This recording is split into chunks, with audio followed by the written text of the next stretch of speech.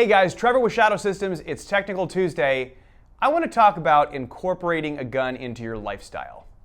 We spend a lot of time talking about the technical aspects of a firearm. We spend a lot of time talking about shooting and technique and how to hit your target. But what about the other 99.9% of the time when the gun is just a part of your life, right? I think that, as gun owners, there is a moral responsibility to make sure you have a really good methodology so that this destructive force does not fall into the wrong hands. And I think you have to have standards and discipline around how you control this in your life, okay? In an ideal world, everybody would be safe and would know what to do if they found a gun and how to clear it or to stay away from it or whatever. But that's just not the case, and you do hear about accidents a lot, and I think that it's incumbent upon us to prevent those. So this is just my approach, having developed it over many years and 3 children.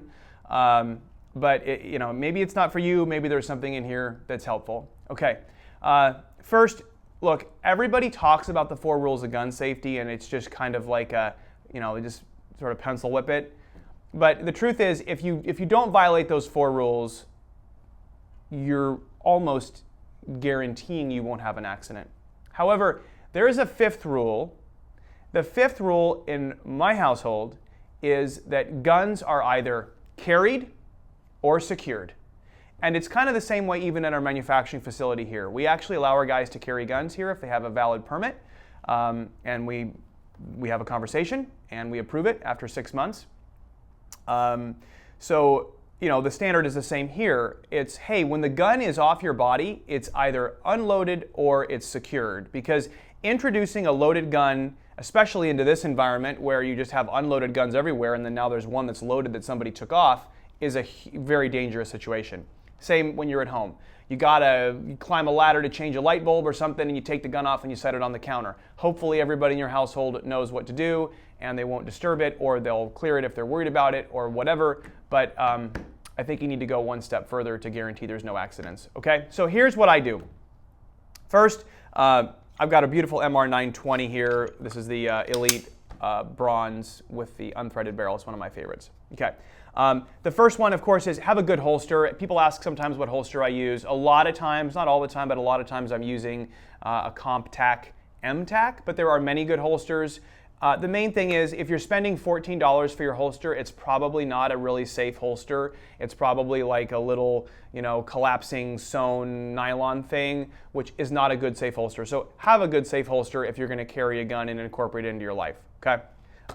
It's worth the money to have a good one. Okay, so now let's pretend that, I'm sort of done with this gun and for some reason I need to take it off. Let's say I'm walking into a place where you can't legally have a gun, right? A courthouse or a hospital or whatever, and I have to leave it in my car. Or let's say I'm at home and I'm done for the day and I'm gonna put it away. I really like the gun vaults. So I think that the gun that you keep at the ready should be in one of these gun vault containers. They make several different versions of them. They make little small ones that are pretty economical. They can fit in a drawer. They make bigger ones like this that hold multiple guns. You probably already know this, but it's got a keypad here. There's no numbers or anything, so you can open it in the dark. And don't look at my code. Okay, it's open.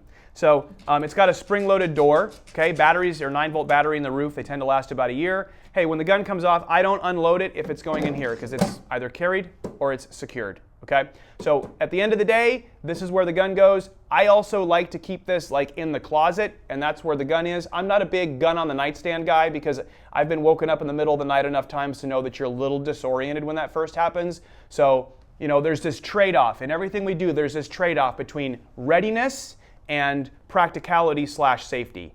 If I was wanting to be as ready as possible, I would walk through the world like this, right? But that's neither practical nor safe. So do I need to have a gun on the nightstand? I don't feel I do because I have an alarm system and there's other things that are layering my security. So for me, the gun that I carry is also kind of the home defense gun a lot of times, and it's in the box in the closet. I take a few steps, that's enough time to kind of wake up, and then the gun's in my hand fast.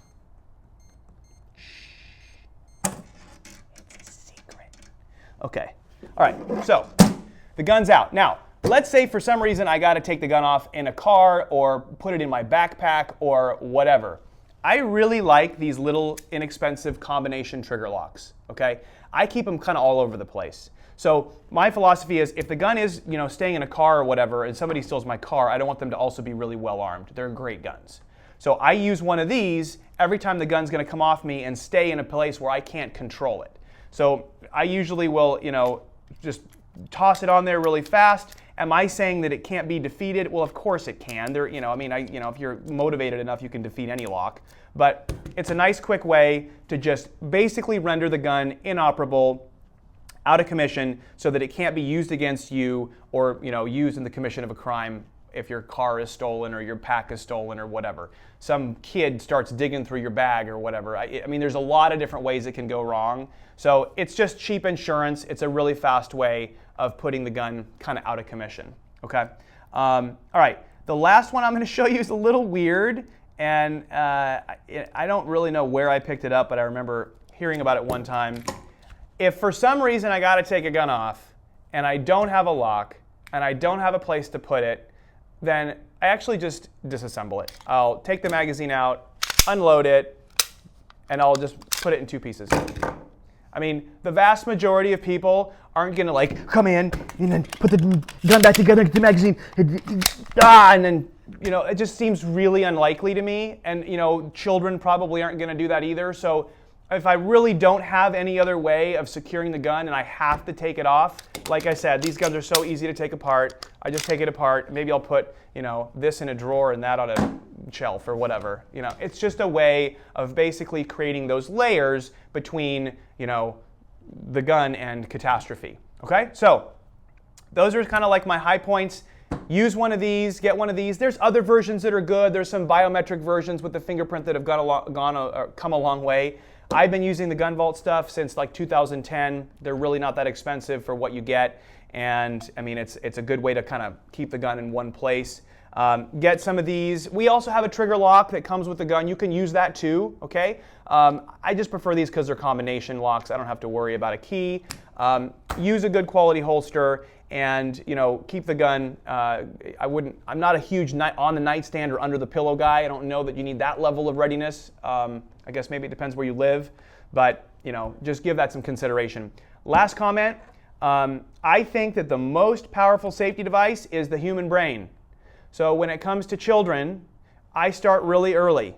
I'm not going to try to give anybody parenting advice, but in our household, we kind of start dry fire and learning at about 3 to 4 years old and learning the gun safety rules. And by the time they're 4 or 5, they can say them whenever they're asked. And they get asked a lot. So I guess my point is, all of these layers and all these mechanical things are great, but the safest tool is actually, when it comes to children, is having them know, hey, what's the difference between right and wrong, and how is it incorporated into their lifestyle, right? One of the things for ages 1 to 2 and 3, what do you do if you see a black gun? Run away and tell mommy. That's the start. Because if I'm, set it down in the wrong place, I want them to go run away and tell mommy. I'm going to get in big trouble, but hey, it's better than them touching it, right? After that, it's dry fire and learning when they're 3 or 4. All right, so that's what we do. I'm not saying every child is like that. I'm not saying that every parent is comfortable with that, but I'm just saying that's what's been, so far effective for us. Okay? I hope that was kind of interesting or different. Taking the gun apart, that's kind of a cool trick if you've never seen that before. It's a good way to just render it inoperable.